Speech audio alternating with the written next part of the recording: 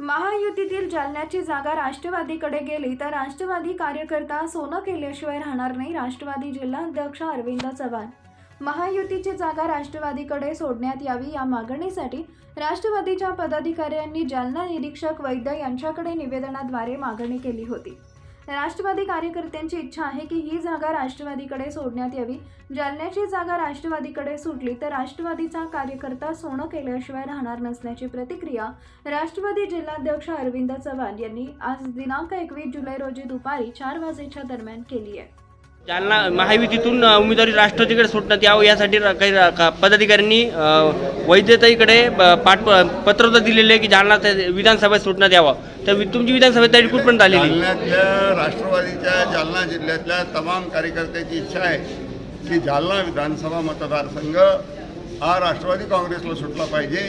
कारण 5 पैकी 3 मतदारसंघ आधीच भारतीय जनता पक्षाकडे असून या ठिकाणी राष्ट्रवादीला संधी द्यावी.